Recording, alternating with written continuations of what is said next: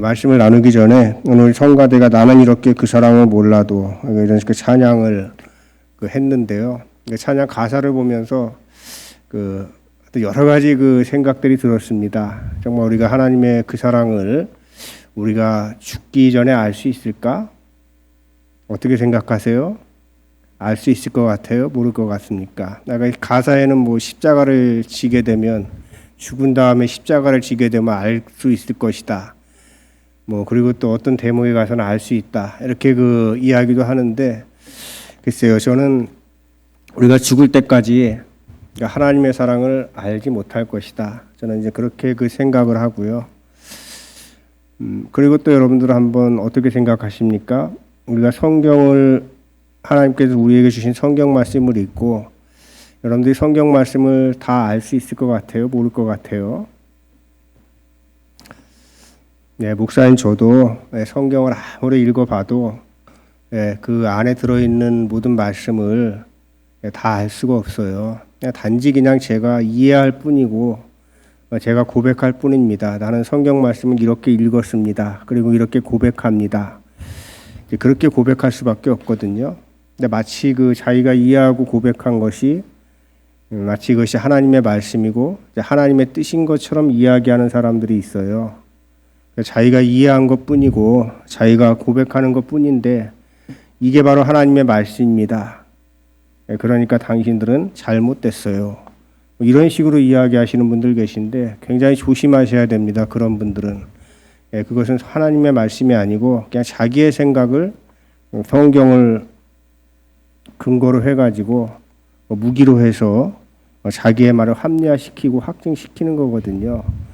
근데 그런 식으로 이야기하는 분들이 굉장히 많다고 하는 것을 제가 보게 됩니다. 물론 목사들 중에서 그런 분들 많고요. 근데 이제 목사가 아니고 이제 보통의 유명한 분들도 그런 식으로 이야기하는 분들 많더라고요. 그래가지고 성경에서 이렇게 이야기하고 있는데 목사들도 거짓말 치고 있고 교회도 거짓말 치고 있고 이런 식으로 해가지고 자기의 생각이 마치 성경의 권위를 힘있고 제대로 이해해서 또 성경의 말씀인 것처럼 그렇게 이야기하는 분들이 많이 있어서 참 이 시대가 참 걱정된다. 이제 그런 생각을 해보기도 합니다. 오늘 나누는 말씀이 이제 그런 연장선상에 있는 이제 그러한 말씀입니다. 그래서 우리가 하나님의 말씀을 읽고 우리가 많이 이제 고민을 해봐야 되거든요. 과연 우리가 지금까지 내가 믿고 있었던 또 내가 신앙이라고 생각했던 것과는 전혀 어떤 다른 의미들이 이 말씀 속에는 들어있지 않을까? 이러면서 우리가 이제 고민을 해봐야 되는 거거든요. 여러분들 살면서 여러분들이 강함이 있죠. 그러니까 내가 다 할 수 있다고 하는 자신감과 또 내가 노력해서 성취했다고 하는 것, 이런 것들이 있는 반면에 내가 아무리 노력해도 이룰 수 없는 것들이 있죠. 그리고 내가 만나고 싶지 않은데 만나게 되는 상황이 있고 겪고 싶지 않은데 겪어야 되는 일들이 있거든요. 그래서 살다 보면 여러분들 우리들이 자신의 강함보다는 자신의 연약함을 더 많이 경험하게 되는 것이 우리의 삶이 아닌가 이런 생각을 해봅니다. 이런 걸 언제 많이 느끼게 됩니까? 갑자기 몸이 아플 때 그때 내가 참 연약한 존재구나 느낄 수 있죠. 또 사랑하는 사람이 있는데 그 사랑하는 사람을 도와줄 수 없을 때가 있어요. 돕고 싶은데 하나도 도움이 되지 않는 자신을 발견할 때도 내가 참 연약한 존재구나 이렇게 생각을 할 때가 있고요. 또 자기가 아무리 노력을 해도 상황이 달라지지 않을 때 여러분들 경험하시죠? 그럴 때도 내가 참 연약하다. 자신의 한계를 절망하게 되는 것입니다. 여러분들 자신의 한계를 느끼고 내가 얼마나 연약한 존재인가를 알게 되면 어떤 마음이 듭니까? 굉장히 무력하게 자기가 생각이 들죠. 그리고 또 자기가 너무 무력하기 때문에 아무것도 할 수 없을 것 같다는 생각이 들면은 우리가 두려워질 수밖에 없겠죠. 그리고 또 이제 자기가 서 있는 위치에 따라 다르겠지만은 내가 이런 문제를 해결하지도 못하고 두려워하고 그리고 이렇게 무력하다고 하는 것을 발견하면서 또 부끄럽다고 하는 생각이 들기도 하고 누구한테 이야기할 수도 없고 해결도 안 되기 때문에 굉장히 외롭죠. 그냥 외롭습니다.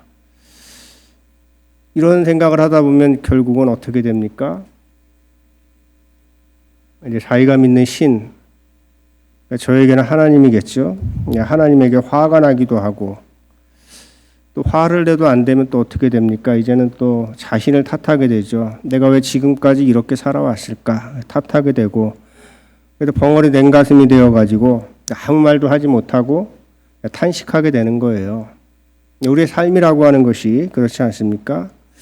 자, 그런데 오늘 우리가 읽은 말씀을 보니까 사도 바울은 그런 자리가 어떤 자리냐면 바로 성령께서 우리를 도우시는 자리다. 이렇게 고백을 하고 있습니다. 성령은 우리를 사용하시기 전에 우리가 감추고 싶어하는 연약함 속으로 들어오셔서 우리를 도와주시는 분이시다. 자, 이게 오늘 우리가 읽은 말씀의 주요한 그 내용이 되겠습니다. 이 말씀을 통해서 오늘 우리의 연약함을 도우시는 성령이라고 하는 제목으로 말씀을 준비했는데, 자, 그러면 우리들이 어떻게 기도해야 할까? 기도에 관한 이야기가 나오잖아요. 우리가 기도를 어떻게 생각합니까? 흔히 그 신앙 좋은 분들이 기도 잘한다, 이렇게 그 여러분들 생각하지 않습니까? 그것도 기도를 많이 하는 사람들은 하나님의 뜻을 잘 알고 또 무엇을 구해야 할지도 잘 알 수 있을 것이다. 여러분 이렇게 그 생각하지 않습니까? 그런데 바울이 뭐라고 이야기를 합니까? 믿음이 있는 사람도 연약할 때에는 어떻게 기도해야 할지를 모른다고, 알지 못한다고 이야기하고 있는 것이에요. 그리고 우리가 사도 바울의 다른 이야기들을 통해서 사도 바울도 자신의 바람과 하나님의 뜻이 언제나 일치하지 않는 것을 경험을 했어요. 그 기록이 있죠. 그는 자기의 육체의 가시를 없애달라고 3번이나 간절하게 기도했잖아요. 그런데 그 육체의 가시가 없어지지 않았습니다. 하나님께서 그가 기도했을 때 육체의 가시를 없애준 것이 아니고 뭐라고 말씀을 하십니까? 내 은혜가 내게 족하다. 이렇게 응답하시면서 사도 바울이 기도했던 그 기도를 들어주지 않으셨던 거예요. 들어주지 않은 것이 아니라 기도의 응답이 바로 그것이었다라고 하는 것이죠. 우리도 그렇지 않습니까? 하나님께서 무엇을 이루고 계신지를 알지 못하면서 당장 우리가 겪고 있는 그런 고통을 없애달라고 우리 하나님께 기도하는 경우가 굉장히 많이 있죠. 그 기도가 잘못됐다고 하는 것이 아니고 우리가 고통 속에서 내 문제를 해결해 주십시오라고 기도했을 때 그것이 응답되지 않았어도, 그것이 고통이 해결되지 않았어도 그것이 응답되지 않은 것이 아니라 하나님께서는 다른 방식으로 응답해 주신다고 하는 것입니다.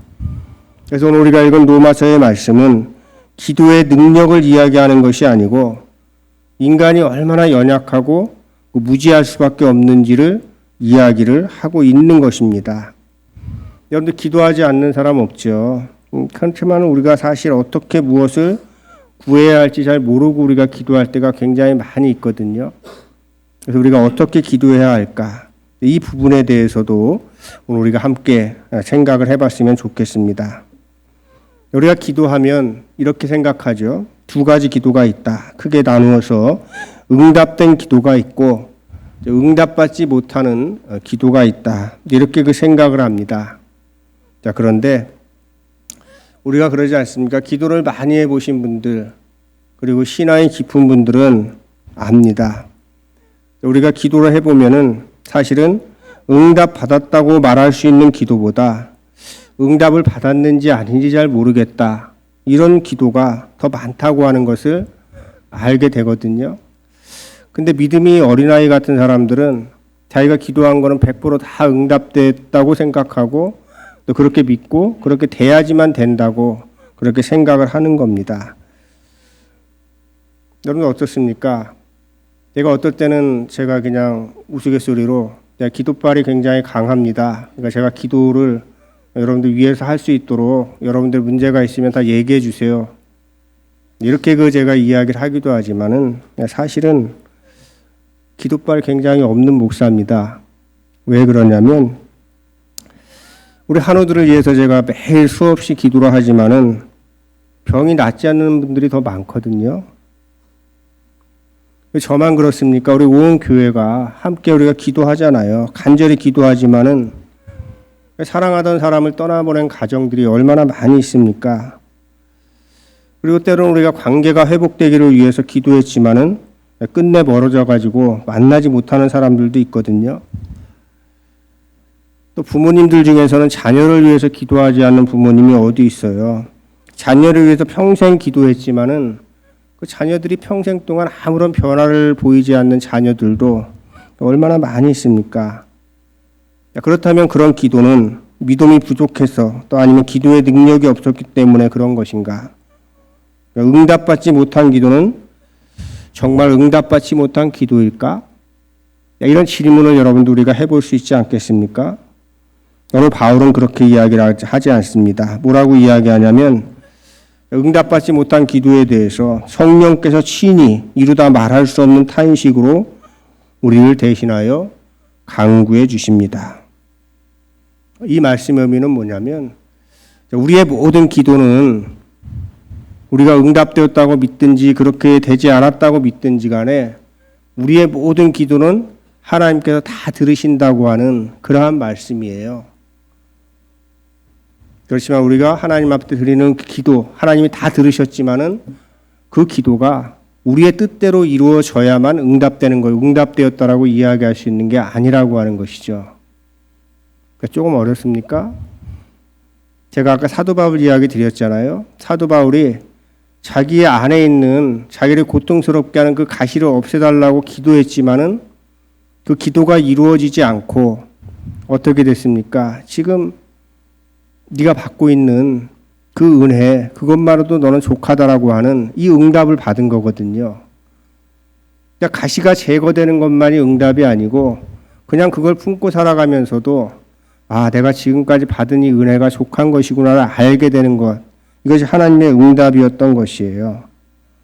자, 그래서 모든 기도가 다 우리의 뜻대로 이루어지지 않아도 하나님께서는 그 기도를 들어주셨고 우리는 이미 우리가 드린 기도에 대한 응답을 받았다라고 하는 것입니다. 단지 어떤 문제가 있냐면 오랜 시간이 지나도 그런 기도는 우리가 그 기도의 의미와 우리가 응답을 받았는지 받지 못했는지 그걸 알지 못한 채 살아갈 수밖에 없다라고 하는 것이에요. 그러니까 기도하는 분들이 기도를 쉬지 않으면서도 갈등할 수밖에 없는 거예요.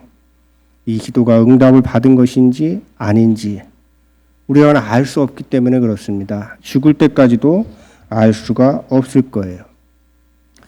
기도 중에서 여러분들 가장 깊은 기도가 뭔지 아세요? 그거는 바로 탄식하는 기도거든요. 자, 오늘 우리가 읽은 말씀을 보니까 성령께서 우리가 탄식하면서 기도할 때 우리의 탄식 속으로 들어오신다고 말씀을 하고 있습니다. 바울은 성령께서 유창하게 기도하신다 뭐 이렇게 말하지 않고 이루다 말할 수 없는 탄식으로 우리를 대신하여 간구해 주신다. 이렇게 말씀을 하고 있습니다. 사실 가장 깊은 기도는 말이 아니고 탄식에 있죠. 너무 아플 때 여러분들 말이 나옵니까? 너무 슬프면은 우리가 기도를 문장으로 만들 수가 없잖아요. 우리가 정말 급할 때 어떻게 기도합니까? 문장을 잘 만들어가지고 조리 있게 여러분들 기도합니까? 정말 심각하고 정말 급박한 기도할 때는 그냥 하나님, 주님, 주여 이런 소리밖에 나오지 않습니다. 어떻게 우리가 기도해야 할지 모르는 거거든요. 그 상황을 어떻게 다 일일이 말로 설명을 합니까? 그래서 우리들이 아무 말도 잊지 못하고 탄식만 할 때가 있다고 하는 겁니다. 그래서 한숨만 쉬고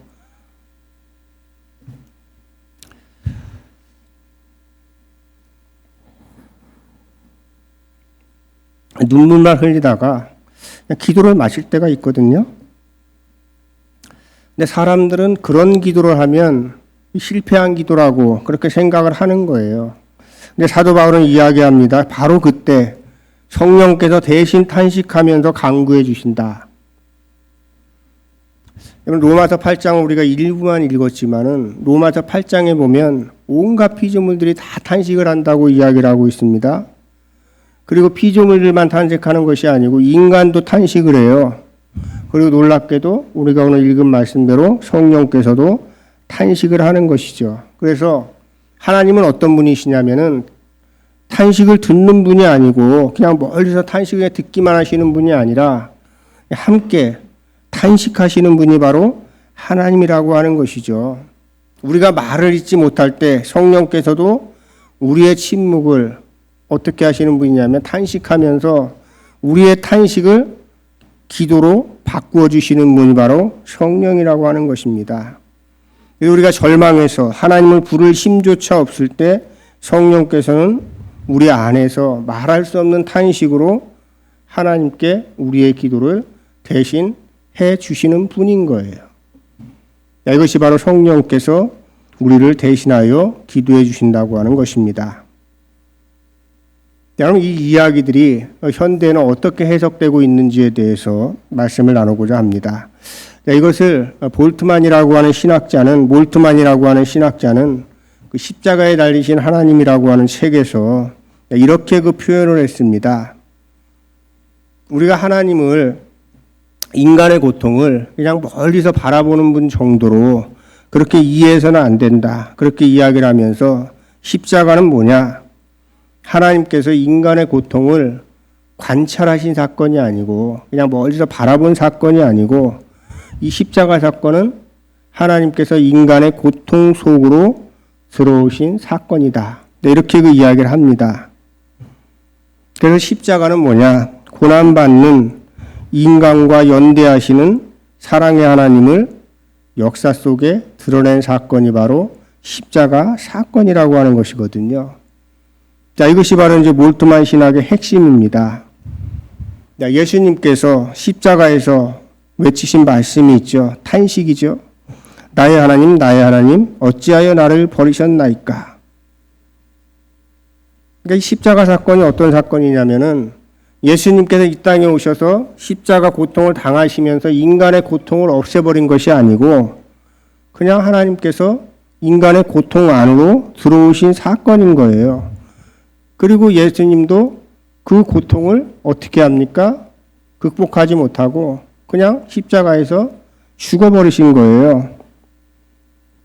그러니까 성령께서 탄식하신다고 하는 것이 뭐냐면 성령이 도와주신다고 하는 것은 뭐냐면은 우리 인간이 겪고 있는 어떤 문제를 해결해 주시는 것으로 나타나시는 것이 아니고 때로는 물론 그 성령께서 병도 낫게 하시고 길도 열어주시게 하지만은 그러지 않을 때도 있다라고 하는 것이에요. 단지 어떤 방법으로 그냥 병든 사람의 병을 고쳐주시는 것이 아니고 그냥 그 사람 곁에 머무시는 거예요. 그러니까 인간의 고통을 해결해 주신 것이 아니라 그 안으로 들어오셔서 그냥 십자가를 지신 것하고 똑같은 거죠. 그리고 혼자라고 생각하는 사람에게 그 사람에게 누군가를 보내주셔서 둘이 되게 하고 뭐 힘을 얻게 하고 그런 방법도 물론 있지만은 그렇게 하지 않으시고 어떻게 합니까?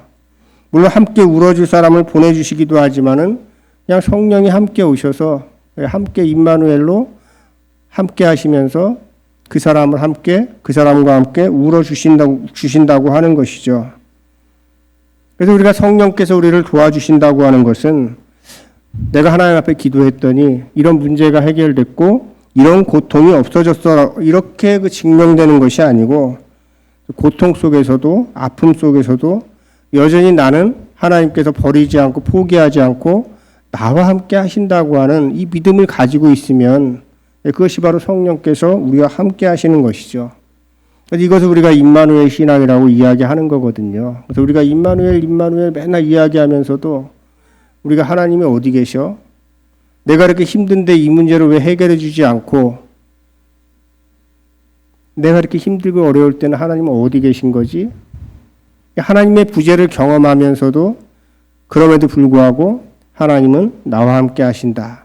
이걸 믿는 것이 바로 임마누엘 신앙이라고 하는 것입니다. 조금 도발적인 그 제목의 책이 하나가 있어요. 어떤 책이냐면 잘나라 기도하는 그 손을 사사키 아타로라고 하는 그 일본 사람이 쓴 책인데요. 뭐 일본 사람들은 뭐 다 그런 건 아니지만은 어떻습니까? 그분들은 좀 그 일본 말로 하면 독고다이라고 이야기하죠. 그래서 독방에서 굉장히 독특한 자기만의 세계를 추구하는 그런 분들 보면 그냥 끝까지 파잖아요. 자기 전공 분야를 뭐 게임이 됐든 뭐 책이 됐든 뭐가 됐든 아무튼 끝까지 집요하게 파고드는 그런 그 성격들이 있죠. 근데 바로 이제 이분도 그런데 잘나라 기도하는 그 손을, 굉장히 도발적인 그런 제목인데, 이 책을 보면 마치 제목은 기도를 부정하는 말처럼 들리거든요. 그런데 이 책은 기도를 공격하는 그러한 책이 아닙니다.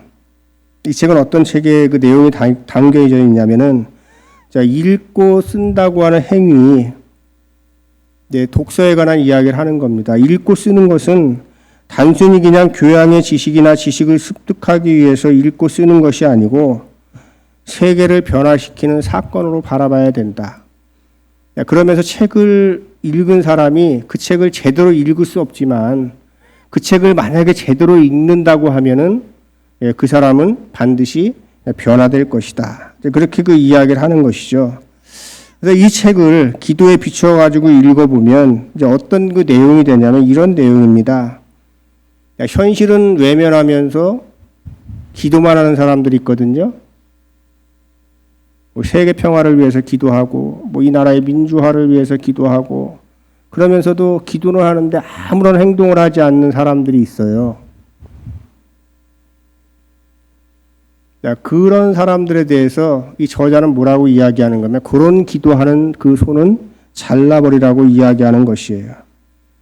고통받는 사람들 곁에 가지도 않으면서, 고통받는 사람들, 힘들고 어려운 사람들 하나님 도와주시고 그들에게 힘을 주십시오라고 이야기하면서 그렇게 기도하는 사람들의 그 손을 잘라버리라고 이야기하는 것이죠. 그런 사람들이 드리는 기도는 자기가 해야 할 행동은 하나도 하지 않고 그냥 그렇게 기도했으니까 어떻게 됩니까? 자기가 위안 받는 거예요.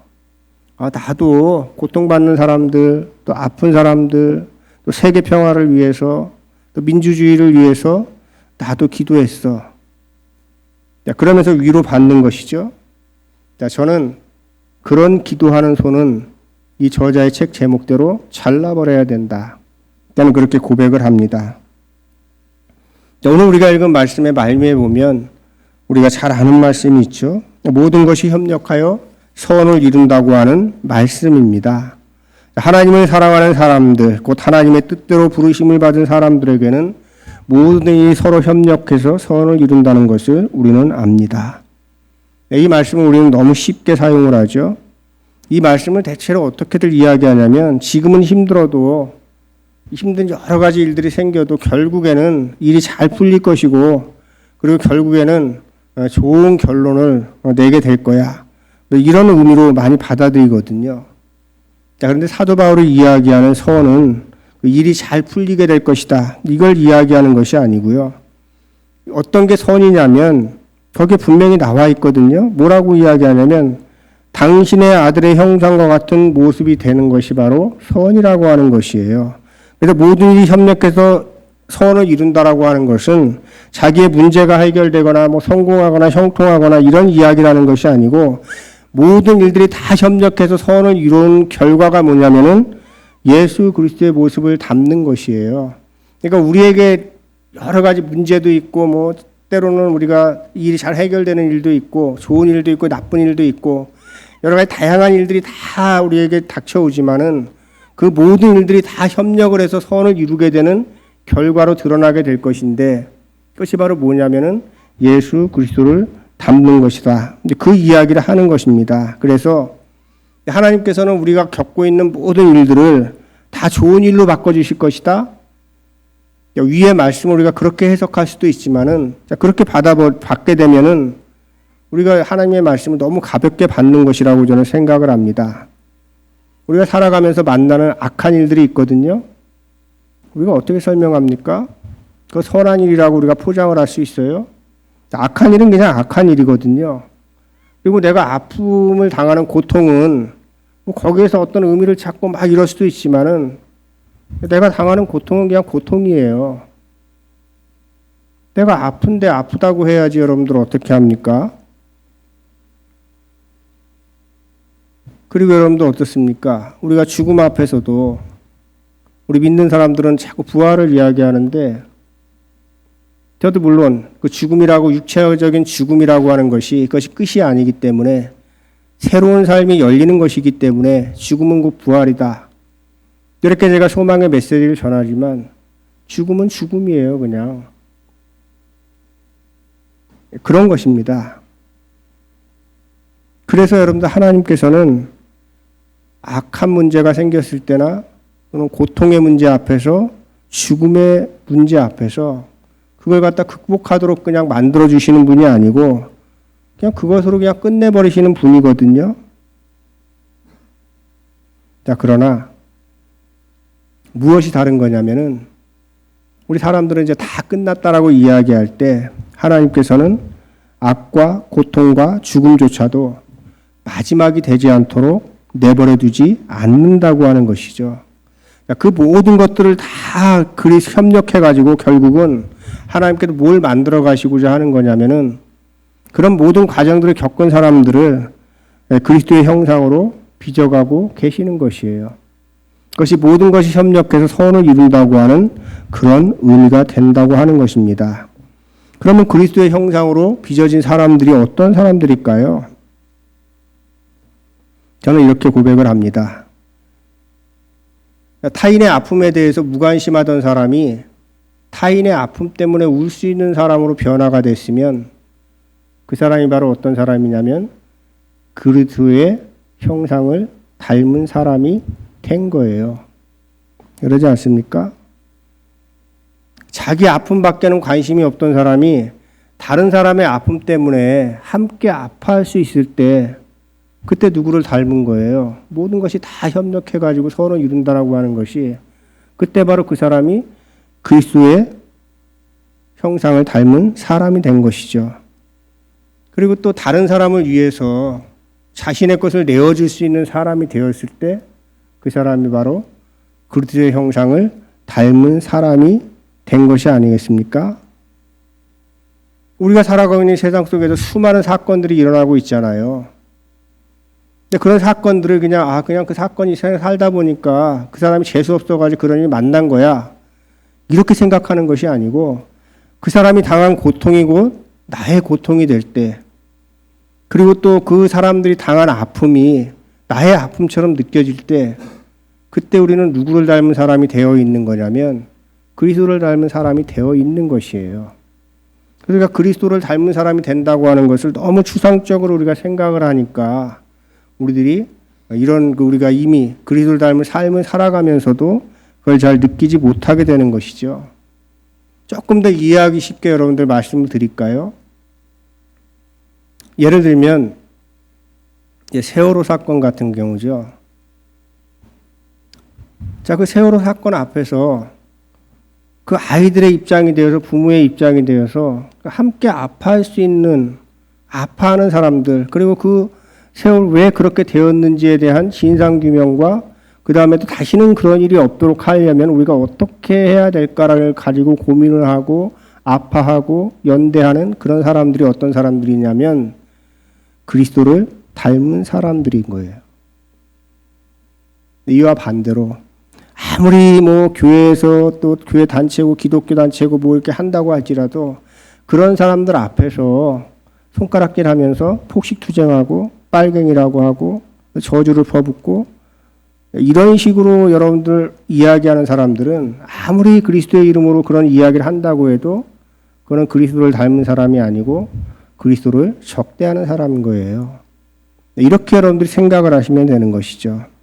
자, 그래서 우리 교회가 어떤 교회가 돼야 되냐면은 우리 한남교회는 서로가 서로에게 그 중보자가 되는 교회가 되어야 된다고 하는 것입니다. 성령께서 우리의 연약함을 대신 탄식해 준다고 할 때 이제 중보자가 되는 것이거든요. 사실 그렇지 않습니까? 저를 포함해서 여러분들 다 우리는 연약한 사람들이에요.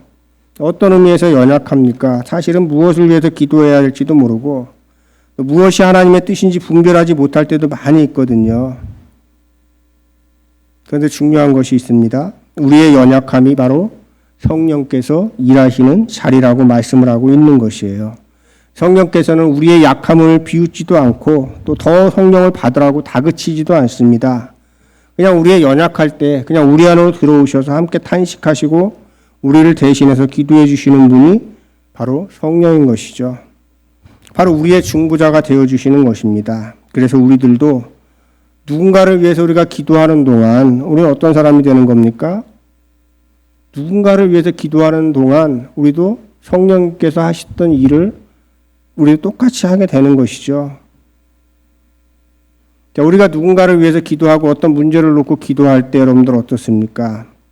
우리의 판단은 줄어들고 우리가 연민의 정이 더 깊어지게 되는 것이거든요. 우리가 누군가를 아파하는 사람들을 위해서 기도하는 동안 어떻게 되냐면 그 사람의 아픔이 그냥 남의 일이 아니라 바로 나의 일이 되는 것이에요. 그래서 우리가 중보 기도하게 되면 우리가 다른 사람들에게 어떤 기적이 일어나는 것, 그것이 응답이 아니고 우리가 중보 기도하는 동안에 뭐가 달라지냐면은 기도하는 내가 달라지는 거거든요. 이걸 여러분들 우리가 생각을 해야 되는 거예요. 기도하게 되면 무관심했던 그 사람에 대해서 관심을 갖게 되잖아요. 그리고 또 말로만 위로하던 내가 실제로 기도하면서 그 사람과 짐을 또 나누게 되는 것이거든요. 바로 이런 것들이 여러분들 그리스도를 닮은 삶을 살아가는 것이 아니겠습니까? 바로 성령께서 우리의 중보자가 되어주셨으니 우리도 서로에게 중보자가 되어야 된다. 교회는 뭐 하는 곳이냐? 바로 이런 중보자가 되는 역할을 해주는 것이 교회인 거예요. 그래서 우리 교회는 그 다양한 문제들을 가지고서 우리가 함께 고민하고 기도를 해야 되는 거예요. 그러니까 어떻게 보면 오지랖이 넓어야 되는 것이 교회일 수도 있는 것이죠. 오늘날 한국 교회는 그런 이야기를 많이 못해요. 한남교회도 여러분들 많이 못하고 있어요. 왜 그렇습니까? 그런 이야기를 하면 이제 뭐 정치다 뭐다 뭐 이런 식으로 이야기를 되고 굉장히 복잡한 내용들이기 때문에 쉽게 이야기할 수가 없는 것이죠. 자, 그러나 우리는 이 세상의 모든 문제들에 대해서 다 우리는 중보자가 되어야 된다. 그 입장은 항상 여러분 기억하시길 바라고 우리가 중보자로 살아갈 때 우리는 그리스도의 형상을 닮아갈 수 있다고 하는 것입니다. 자, 말씀을 정리하도록 하겠습니다.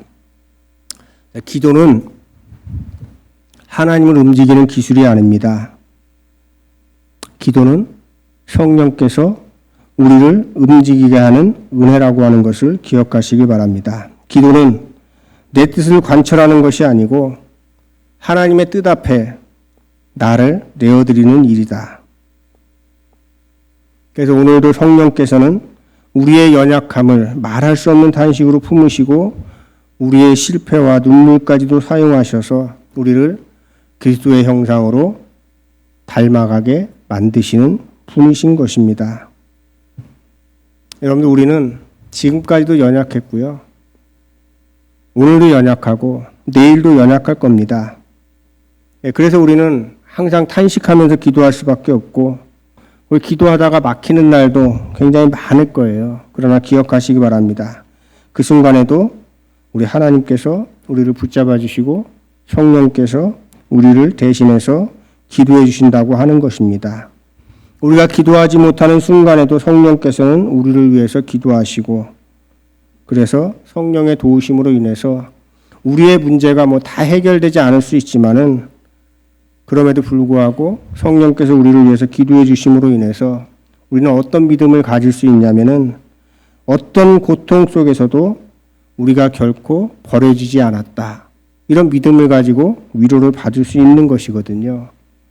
그래서 우리는 결코 혼자가 아니에요. 어떤 상황 속에서도 임마누엘 하나님이 함께 계시는 것이죠.